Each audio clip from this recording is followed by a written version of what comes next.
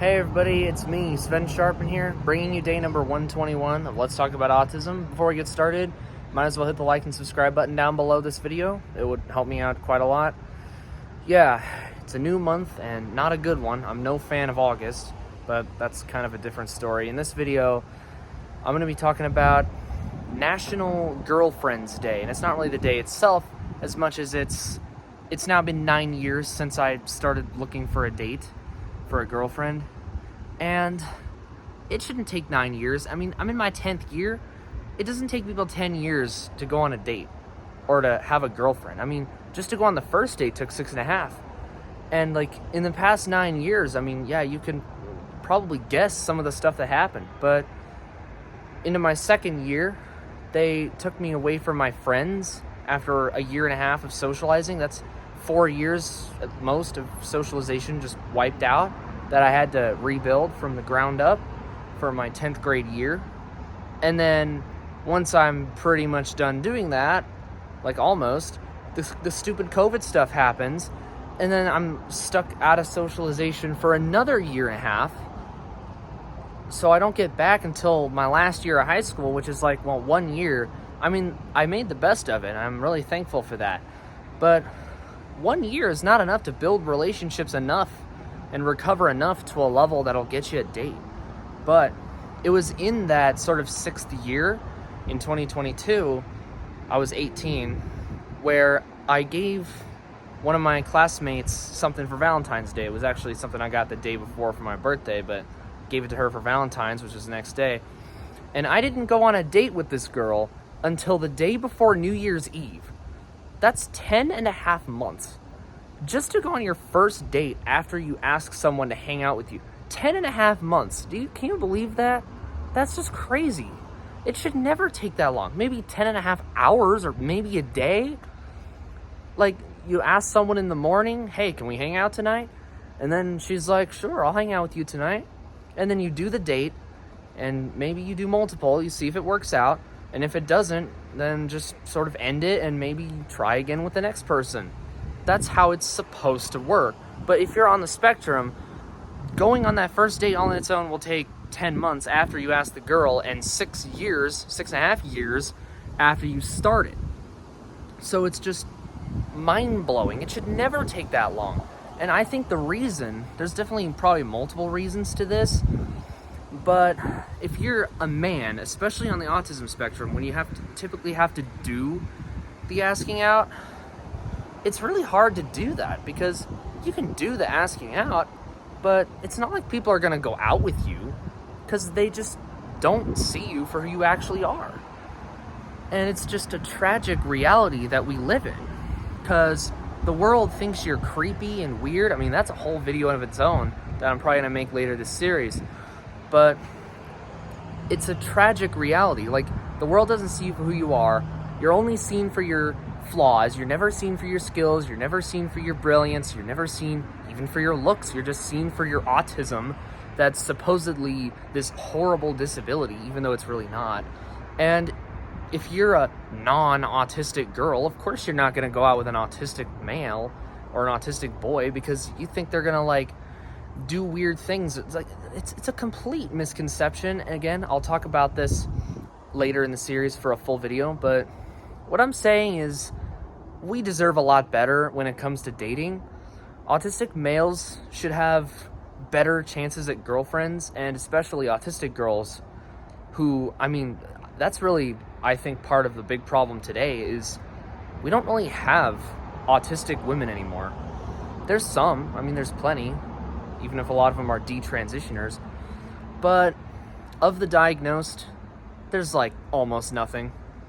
Like, most diagnosed autistic women don't even admit to being women.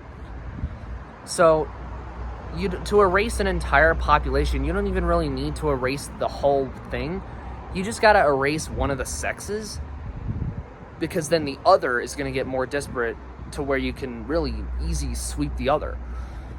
And that's what they did to autistic women. We don't really have a whole lot of autistic women left that haven't been touched by this trans cult. So And that's really what we're facing today. But this is a problem that's been around for a long time, this lopsided sex ratio. And why do I say autistic women? Is because an autistic woman would really understand what we go through, and we would understand better what they go through. As in, it would just work a whole lot better. And an autistic woman would be far less likely to take advantage of an autistic man, and would be far less likely to have emotional blackmails, like do this or I'll break up with you, do that or I'll break up with you. Whereas a non-autistic woman, or a neurotypical one for that, would be far more likely, I'm not saying all women are like this, most tend to be pretty nice, well, except for the liberal ones, but whatever. There's a lot of women out there that would definitely emotionally blackmail an autistic person, knowing that it took them 10 years or some crazy long amount of time to find them, to go out with them. And it should never take that long. It should be, you ask them out on a day, and then maybe the next day you do it, and then like you go on a date, and then if it works out, you do it again, and then you do it again, and just see if you like each other. And if you do, then keep going. It's like, that's how it's supposed to start, and it isn't supposed to take 9 to 10 years. I mean, my 10th year, it's been almost a decade.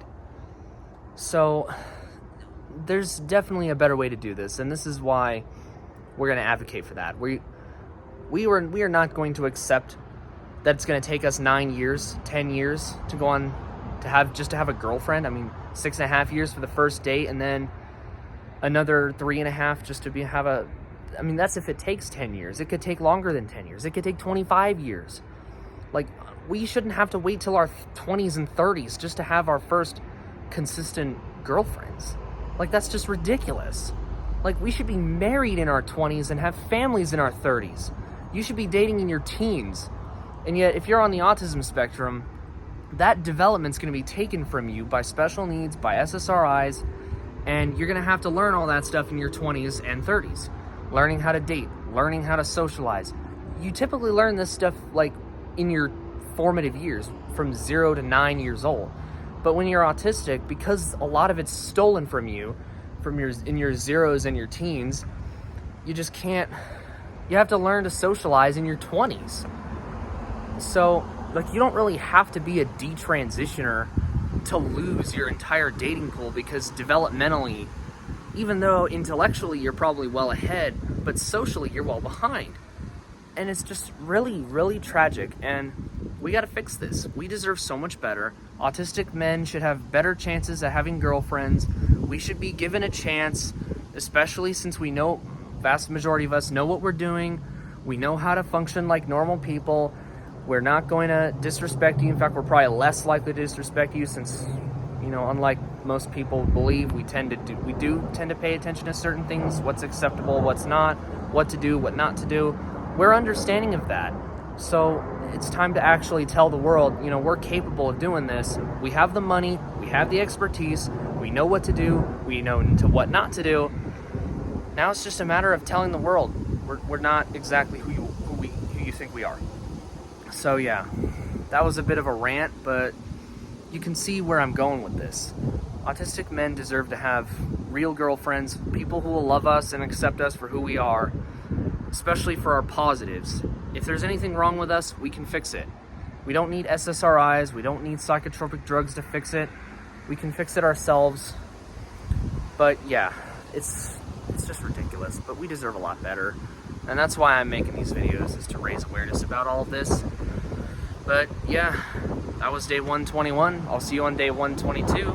Thank you very much for watching this bit of a long video, and goodbye. God bless.